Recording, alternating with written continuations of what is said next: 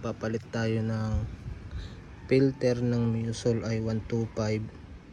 So tatanggalin nyo lang yung mga tornilyo na to, ito, tsaka yung nasa ilalim, tsaka yung dito.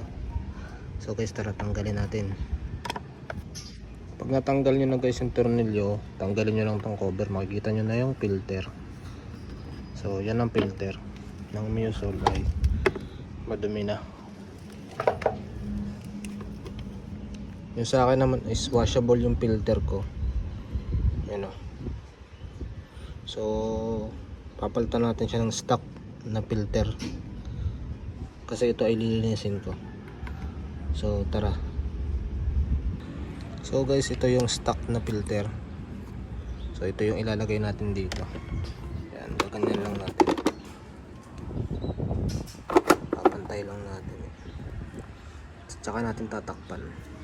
Pero bago yun, linisin muna natin yung loob.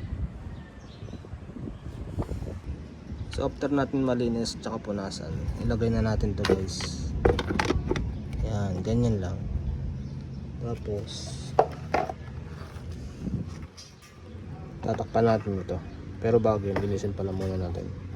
Linisin natin to. So after natin malinis ay ikakabit na natin siya doon.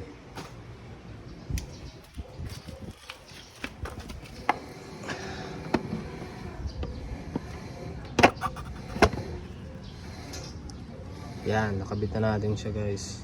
Then ito, tornilyo na natin siya.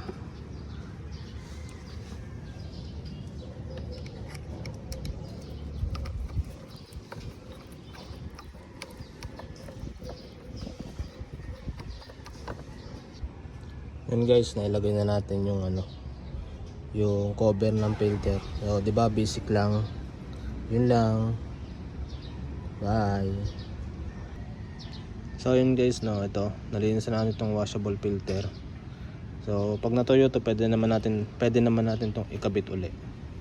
So yun lang po. Bye bye.